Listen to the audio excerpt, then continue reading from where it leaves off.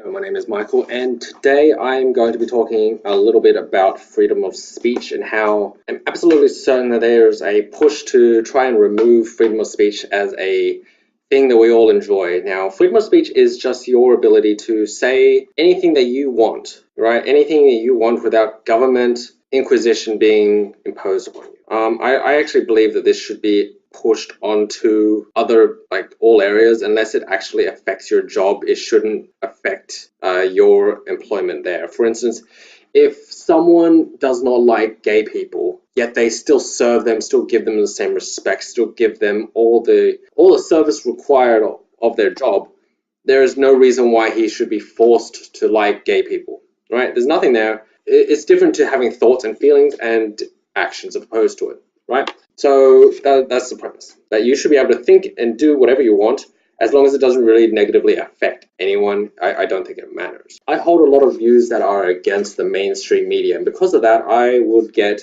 persecuted if I actually were to voice them. However, I'm at an age where I'm like, you know what, fuck you, I'm going to say what I want. I'm going to say it how I like, because I am sick and tired of people who actually don't understand or don't even try to understand my position, telling me how to live my life. This is because I feel that there's like a miscommunication between hate speech and incitement to violence, right? There's a bit of similarities to it, and hate speech in itself is not a real thing. What does that mean? You can't, like, you can show discontent for a subject, but you can't impose aggression towards someone through your voice. That's all physical. That has to be in person. If I make a video and it's like, I'm yelling at the camera or whatever, you watching it, you can't be aggressed at it. There's no physical harm being done. There's no way it could be aggressive. So you may personally take it a certain way, but then if that's the case, then that can't be credited towards the person. But then again, going back to the main point, if I say that I don't like something, that is not me saying you should go and do something. Incitement to violence is actually I agree that should not be something that anyone does, right? If I broadcast to the world and say you should all go and kill ducks, right? Ducks are a plague on the entire world. I hate their stupid beaks, they're gross, they're idiotic, blah, blah, blah, blah, blah. This is wrong because this is me telling people to do something. But if I'm saying, you know what, ducks, according to studies, they have been a nuisance to society because this, and that. If someone takes that speech, goes out and does something themselves, not the same as me telling them to go do something. This is me providing them with information that they may not have otherwise had, and they have taken it upon themselves to act accordingly. That is entirely different, and the latter should definitely be protected by the government.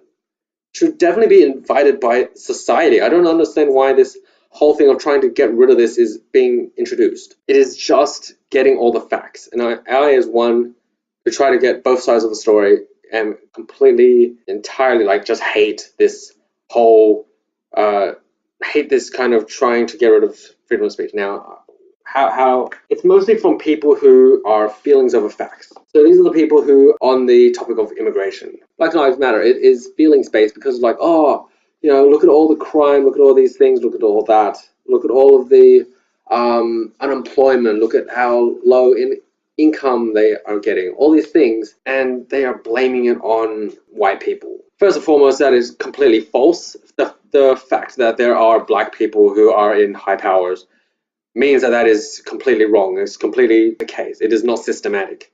It cannot be. If it is systematically a fact that black people are all disenfranchised, that it is impossible for them to actually get ahead, then it is completely wrong. It is completely wrong because we've had a black president. A lot of the people who are saying that black people don't still systematically arrest, who say that, that's not an argument, because those doors are open to this man who is of this ethnicity, that he was able to achieve it. Obviously, the whole idea that all of them are is completely false, right? Because we found one. We found one that's not. They'll look at, how it makes them feel, how it goes on so many different areas, but that's just how society is right now. How does it make them feel? What makes me a good person and makes me feel good, as opposed to the one that is actually reflects reality? And those are the two different sides of the coin in the freedom of speech argument. The people who are so focused on being good, being happy, being, trying to push the world is so good. Like they come from good places, but methods of going about it is completely wrong. It completely goes against society. They don't really know or understand how the world works, and there's very little research done on them. I wouldn't have as big of a problem to this as if there was at least discussion about both sides of the argument, but there isn't. A lot of mainstream media is very leftward leaning, meaning it is primarily initially for including the most disenfranchised people, right? Gay rights, that's a left-leaning position. Immigration, right? You want to help the people who are running away from a war zone, right? I completely understand that. I'm empathetic for that. The problem with that is completely ignore the fact of what is going to happen when they get here. What sort of opportunities are taken away from the people who are here and are given to them, right? They think that there's this overabundance of resources that we have, so we can just keep giving and giving and giving. It's probably never interacted with any of them. They are just virtue signaling, trying to create a positive image to the world, saying, look, I'm a good person, I want all these people to feel good,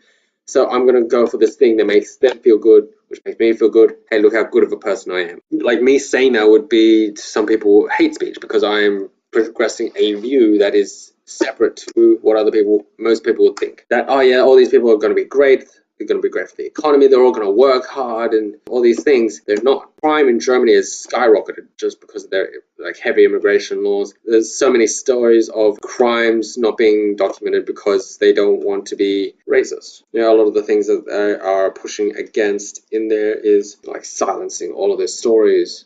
They're just not going to do it because they don't want to be racist. That's the same with Britain, right?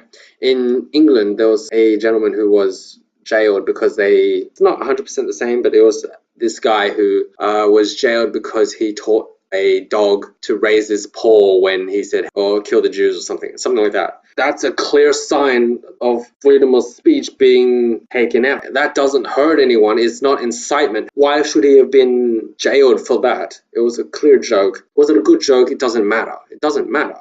It isn't his views. It's not an incitement to violence. It doesn't matter. I see that more here in Australia as well. I saw that in UNSW that they banned I think they originally had the showing of the Red Pill movie, but they ended up banning it and canceling it because of, I don't know, I guess they also believe that it is a sexist movie. But if you watch it, obviously, all it does is just demonstrates, how the laws that we have right now are against men. Straight up, women talk about there being a patriarchy, but actually women have more rights right now than they ever have in the past. I remember talking to another woman who, she was a proud feminist. I wish she wasn't. Other than that, she was really cool, really smart. She believes that because men have been in power for such a long time, they think that women should be in power for just as long. And I'm like, how the fuck does that solve anything? I had a proper discussion with her. I asked, how does that help people?